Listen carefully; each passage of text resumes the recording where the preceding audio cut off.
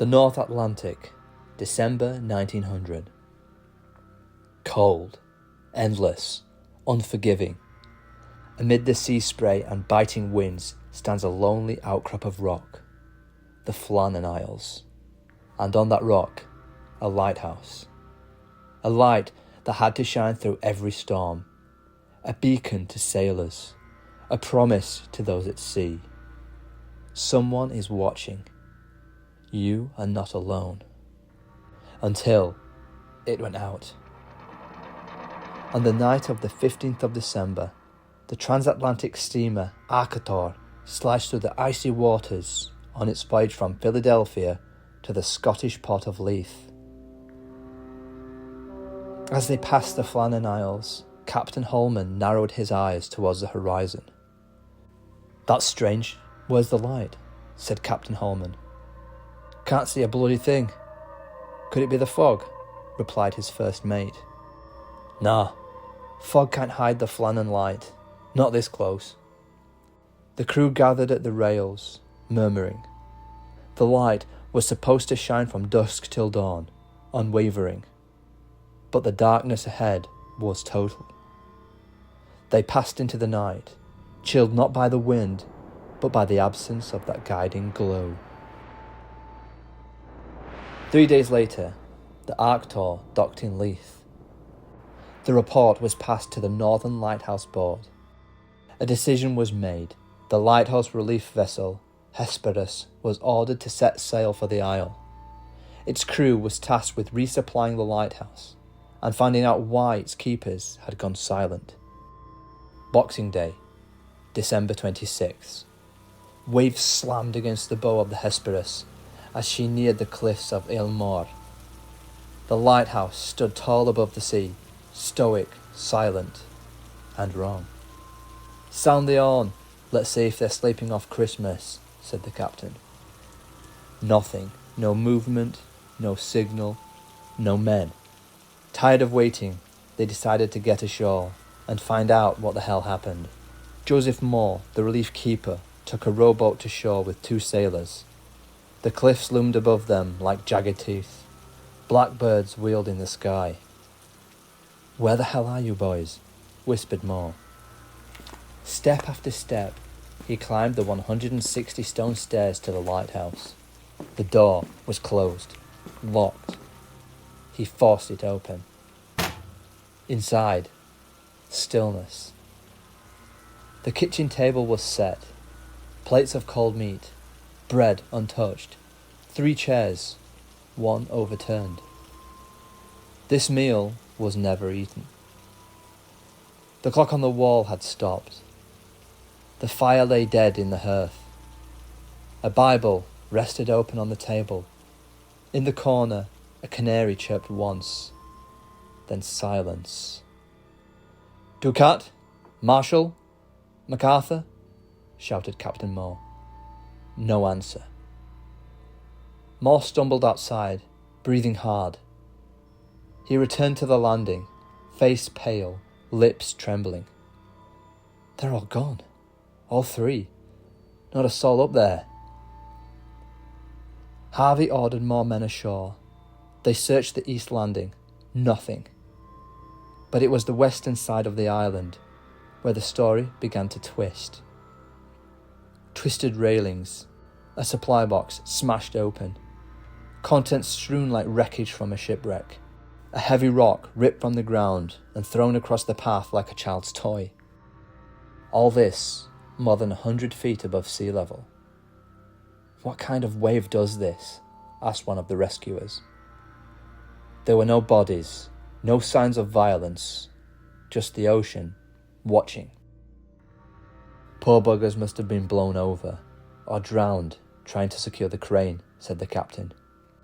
It seemed like a tragedy, a deadly accident, nature's wrath. But even then, something just didn't feel right. And this was only the beginning. Captain Harvey left Joseph Moore and 3 men behind to tend the light and keep searching. But in the days that followed, hope began to drain from the rock like heat from the hearth. They combed every path, every crevice. No bodies. On December the 29th, Robert Moorhead, the superintendent of the Northern Lighthouse Board, arrived on the island. He knew these men personally. James Ducat, solid, reliable, kept his head even in the biggest storms. Thomas Marshall, young, sharp, always writing, thoughtful, clever.